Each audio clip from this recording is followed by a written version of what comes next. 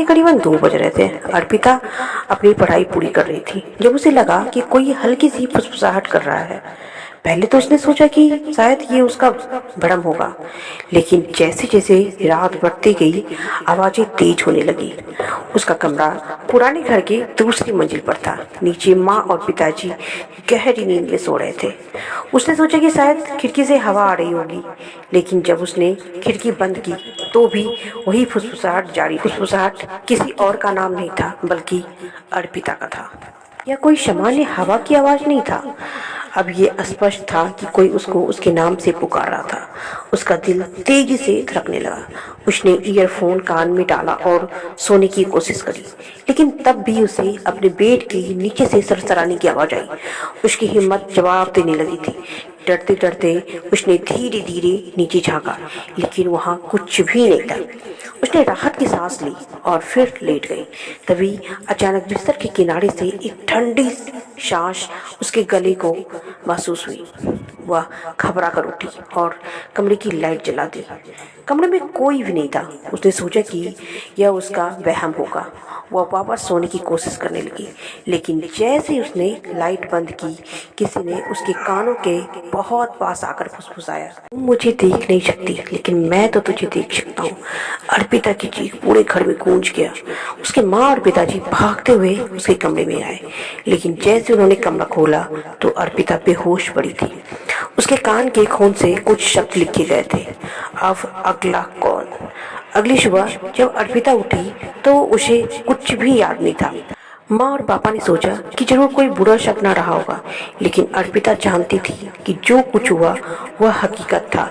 दिन भर सब कुछ सामान्य रहा, लेकिन रात होते ही अर्पिता को फिर से वही अजीब एहसास होने लगा, जो उसे लगा कि कोई परछाई कोने में खड़ी उसे देख रही थी। उसकी हिम्मत जवाब देने लगी। उसने झट से टॉर्च उठाई और उसी तरफ रोशनी डाली, लेकिन वहां कुछ भी नहीं था। वह सोच ही रही थी कि शायद फिर से उसका कोई वहम ही होगा। तभी दरवाजा खुद ब खुद धीरे धीरे खुलने लगा। अर्पिता की सांसें थम सी गई। उसने झट से फोन उठाया और अपनी सहेली नेहा को कॉल किया। नेहा, मुझे बहुत डर लग रहा है, यहाँ कुछ अजीब सा हो रहा है। नेहा ने हंसते हुए कहा, अरे यार अर्पिता, तुम ज्यादा हॉरर फिल्में देख रही हो ना, शायद इसीलिए ये सब कुछ ऐसा हो रहा है। अब तुम छोड़ो, सो जाओ। अर्पिता को लगा कि शायद वह सच में ज्यादा ही सोच रही है। उसने खुद को समझाया और लाइट बंद करके सोने की कोशिश करने लगी, लेकिन इस बार कुछ और ही खौफनाक हुआ। उसकी अलमारी अपने आप खुल गई और अंदर से कपड़े जमीन पर गिरने लगे। उसने टॉर्च लाकर अंदर देखा, लेकिन वहां कुछ भी नहीं था। तभी अचानक से एक आवाज सुनाई दी, किसी के हंसने की आवाज। या उसकी अलमारी की आवाजें कहीं और से नहीं, बल्कि उसी अलमारी से आ रही थी। अर्पिता का पूरा शरीर कांप उठा। उसने अलमारी की ओर देखा और उसे ऐसा लगा कि जैसे कोई अंदर बैठा हो।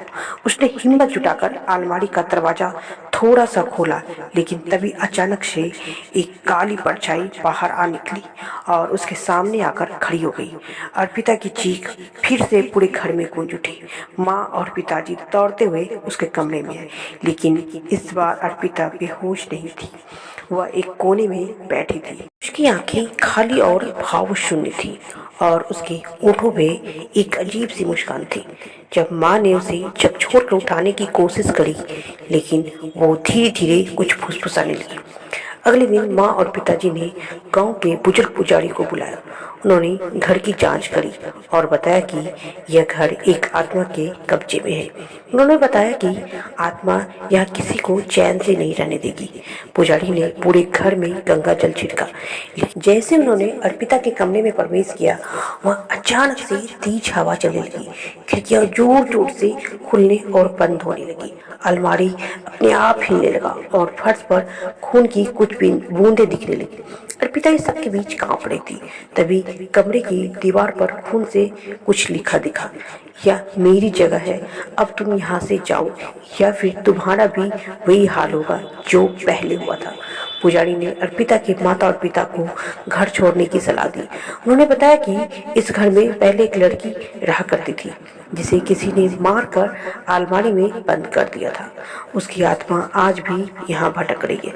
अर्पिता के माता और पिता देर न करते हुए तुरंत ही वो घर छोड़कर चले गए, लेकिन अर्पिता को हमेशा ऐसा ही लगता रहा वह आत्मा आज भी उसे देख रही है और उसका इंतजार कर रही है।